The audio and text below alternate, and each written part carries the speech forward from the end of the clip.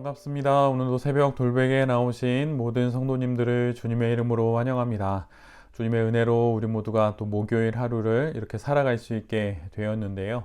오늘도 계속 묵상하고 있는 누가복음 말씀 또 함께 묵상하고 또 주신 말씀으로 또 이 하루도 또 귀하게 또 아름답게 잘 살아가는 우리 모두가 될 수 있기를 간절히 바랍니다. 오늘 우리에게 주시는 하나님의 말씀은 누가복음 5장 20절로 24절까지의 말씀입니다. 예수께서 그들의 믿음을 보시고 말씀하셨다. 이 사람아, 내 죄가 용서받았다. 그래서 율법학자들과 바리새파 사람들이 말하기를 하나님을 모독하는 말을 하다니 이 사람은 누구인가? 하나님 한 분밖에 누가 죄를 용서할 수 있는가 하면서 의아하게 생각하기 시작하였다. 예수께서는 그들의 생각을 알아채시고 말씀하셨다. 어찌하여 너희는 마음속으로 의아하게 생각하느냐? 내 죄가 용서받았다고 말하는 것과 일어나서 걸어가거라 하고 말하는 것 가운데서 어느 쪽이 더 말하기가 쉬우냐? 그러나 너희는 인자가 땅에서 죄를 용서하는 권세를 가지고 있음을 알아야 한다. 그리고 예수께서 중풍병 환자에게 말씀하셨다. 내가 너에게 말한다. 일어나서 내 침상을 치워 들고 내 집으로 가거라. 아멘. 오늘은 누가복음 5장의 말씀을 갖고 예수님이 원하시는 것이 우리가 원하는 것이 되어야 합니다. 예수님이 원하시는 것이 우리가 원하는 것이 되어야 합니다. 라는 제목으로 함께 하나님 말씀을 나누도록 하겠습니다. 베드로를 제자로 부르신 그 말씀 이후에 예수님께서 어느 동네에 계실 때의 일입니다. 온몸에 나병이 가득한 사람이 예수님을 찾아옵니다. 그런데 이것은 매우 생경스러운 일입니다. 우리 모두가 잘 알다시피 나병은 유대 사회에서 반드시 격리해야 하는 부정한 전염병이지요. 그래서 율법에서도 나병의 진단부터 완치까지 모든 과정을 매우 엄격하게 규정해 놓고 있습니다. 특별히 레위기 13장 45절을 보면 누군가와 뜻하지 않게 가까워질 때는 나병에 걸린 자는 입을 가리고 부정하다, 부정하다 이렇게 외쳐야 합니다. 그래서 사람들이 가까이 오지 못하도록 해야 하는 것이지요. 그런데 오늘 본문에서는 그런 나병 환자가 먼저 예수님께 나와 치유를 간구합니다. 예수님을 보고 얼굴을 땅에 대고 엎드려서 이렇게 간청합니다. 주님, 하고자 하시면 나를 깨끗하게 해주실 수 있습니다. 저는 개인적으로 개역개정의 번역이 더 마음에 와 닿습니다. 그 번역을 읽어드리면 주여 원하시면 나를 깨끗하게 하실 수 있나이다. 나병 환자는 지금 자신의 목숨을 걸고 예수님을 만나러 나온 것입니다. 만약에 그가 나병 환자라고 하는 것을 주변의 사람들이 만약 보게 되었다면 그는 봉변을 당하게 되지요. 그 모든 위험을 무릅쓰고 나병 환자는 예수님의 치유 능력을 의심하지 않고 그렇게 예수님 앞에 나아오게 된 것입니다. 그리고 그는 예수님께 원하신다면 자신이 나음을 받을 것이라고 말씀하고 또한 그것을 확실하게 믿었습니다. 자신의 원함이 예수님의 원하심이 되어 나음 받기를 그렇게 간구하는 것이지요. 주님이 원하시면 이런 말로서 말이죠. 이 말씀에 예수님은 단숨에 나병 환자인 그의 몸에 손을 내밀어 그를 만지시며 이렇게 말씀하십니다. 개역개정의 번역으로 읽어드립니다. 내가 원하노니 깨끗함을 받으라. 내가 원한다. 이 말 그대로 나병 환자의 원함이 예수님의 원하심이 되어 결국 나음을 받는 것입니다. 나병 환자와 예수님의 이 모습은 실은 겟세마네 동산에서의 예수님과 하나님의 그 대화와 많이 닮아 있습니다. 십자가를 지시기 전 예수님은 겟세마네 동산에서 홀로 기도하십니다. 당신의 원함은 십자가의 잔이 지나가는 것이었죠. 그러나 그 긴 기도 끝에 예수님이 이렇게 하나님께 기도드립니다. 마태복음 26장 39절의 말씀입니다. 조금 나아가 얼굴을 땅에 대시고 엎드려 기도하여 이르시되 내 아버지여 만일 할만하시거든 이 잔을 내게서 지나가게 하옵소서. 그러나 나의 원대로 마시옵고 아버지의 원대로 하옵소서. 나병 환자가 예수님께 드린 그의 간구는 나병 환자가 오른 그의 겟세마네 동산에서의 기도였던 것입니다. 나병 환자가 예수님께 그렇게 기도한 것이지요. 그래서였을까요? 그의 기도를 들으신 예수님은 성큼 율법의 한계와 부정해질 수 있는 그 모든 종교적인 통념을 넘으시고 그의 몸에, 나병 환자의 몸에 직접 손을 대어서 그를 바로 낫게 하십니다. 그 결과를 성경은 이렇게 기록합니다. 곧 나병이 그에게서 떠나갔다. 온몸이 나병으로 뒤덮였다면 고쳐달라고 떼쓰고 울고불고 해야 할 것 같습니다. 그런데 나병 환자는 이런 기도를 드렸던 것이지요. 나의 원대로 마시옵고 예수님의 원대로 해 주십시오. 이보다 큰 믿음이 없습니다. 겟세마네 동산에서의 하늘아버지를 향한 예수님의 믿음과 똑같은 믿음이 바로 오늘 본문의 나병 환자의 믿음입니다. 이 나병 환자처럼 또한 겟세마네 동산의 예수님처럼 이런 기도를 드리며 살아갈 수 있는 우리 모두가 되기를 기도합니다. 이 나병 환자와 같은 기도, 우리의 겟세마네 동산에 올라 이런 기도를 드릴 수만 있다면, 만약 이런 기도를 할 수만 있다면 우리가 이 땅에서 아름다운 또한 거룩하고 경건한 그리스도인으로 잘 살아갈 수 있을 것입니다. 생각해 보면 나의 원하는 것, 나의 원함은 고작 하루 이틀 몇 년을 내다보고 갖게 되는 소원함이지만 예수님의 원하심은 영원을 내다보시는 주님의 소망이십니다. 그러기에 나의 원대로 마시고 예수님의 원대로 해 주십시오라고 기도드리는 것이 더 좋은 기도이고 더 나은 기도일 수 있는 것이지요.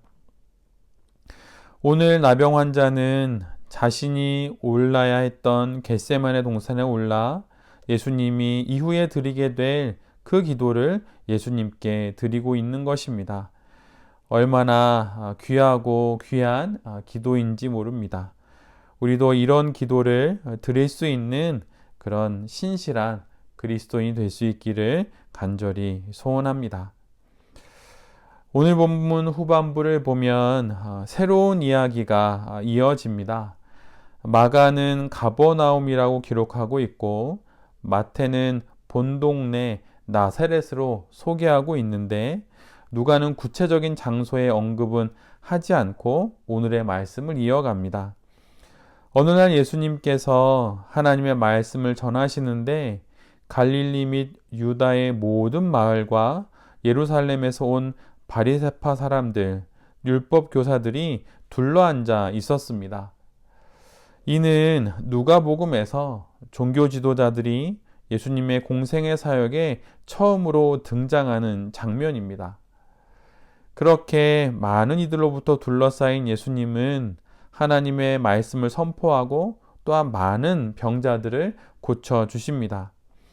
그런데 그때 사람들이 중풍병에 걸린 한 사람을 침상에 누인 채로 예수님께로 나옵니다. 그래서 예수님이 계신 그 집 안으로 들어가려고 하지요. 그러나 수많은 인파로 인하여서 도저히 예수님 근처에도 가까이 갈 수가 없게 됩니다. 그러자 이들은 침상을 들쳐매고 지붕으로 올라갑니다. 지붕으로 올라가 기와를 뜯어내고 또한 뚫어서 예수님 앞에 침상을 달아 내립니다. 여러분 한번 이 장면을 상상해 보면 좋을 것 같습니다. 예수님께서 말씀을 증거하시고 많은 사람들이 저 앞에서 말씀을 전하시는 예수님을 바라보고 또한 그분의 말씀에 귀를 기울이고 있습니다. 그런데 천정에서 흙먼지가 떨어지더니 이내 구멍이 뚫립니다. 그리고 그 구멍이 점점 커지더니 이내 한 사람이 누울 수 있는 침상, 아마도 좋기 2m쯤은 되었겠지요. 그 침상이 쑥 하고 들어오더니 그것이 내려오기 시작한 것입니다. 점점 내려오던 침상은 예수님 눈앞에 멈춰 섭니다. 예수님도 또 그 공간에 있던 모든 사람들도 이 장면을 보고 매우 놀랐을 것입니다. 바로 그때 예수님은 침상에 누워있는 중풍병자를 보십니다. 그때의 상황을 누가는 이렇게 기록합니다. 예수께서 그들의 믿음을 보시고 말씀하셨다. 이 사람아, 내 죄가 용서받았다. 이후 그는 사람들이 보는 앞에서 즉시 일어나서 자기가 누웠던 침상을 거두어 들고 하나님을 찬양하면서 집을 향해 걸어 나갑니다. 우리는 어제 예수님께서 베드로의 빈배에 오르셔서 그물을 내리게 하셔 많은 물고기를 잡게 하신 것을 보았습니다.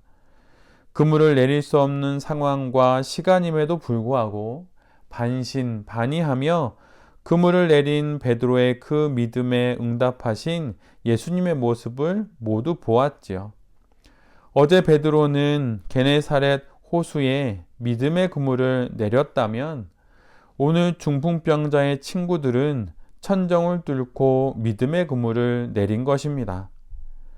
생계의 문제 앞에서 베드로는 믿음의 그물을 내려 예수님의 제자가 되지요.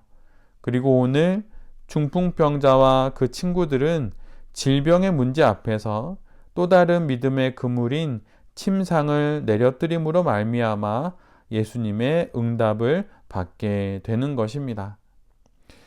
우리가 우리의 믿음의 그물을 내리지 못할 상황은 아무것도 없습니다.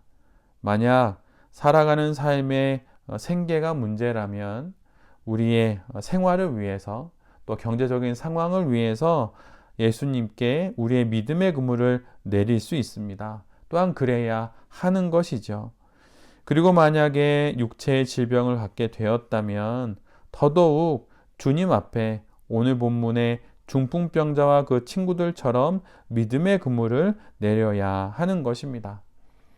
그렇게 믿음의 그물을 내릴 때 주님께서 우리에게 응답하실 것이고 또한 그 모든 상황 가운데 여전히 예수님께서 함께 하신다는 것을 우리 모두로 보게 하실 것입니다. 필요가 있다면 나병 환자처럼 중풍병자처럼 그렇게 간절히 하나님께 간구하십시오. 주님께서 분명 응답해 주실 것입니다. 이 사실을 기억하면서 우리 삶에 다가온 많은 문제를 놓고 간절히 기도하고 또 우리의 필요와 또 새로운 인생의 변화와 도전을 위해서도 하나님께 또 예수님께 믿음의 그물을 내리며 그렇게 기도할 수 있는 우리 모두가 되기를 간절히 바랍니다.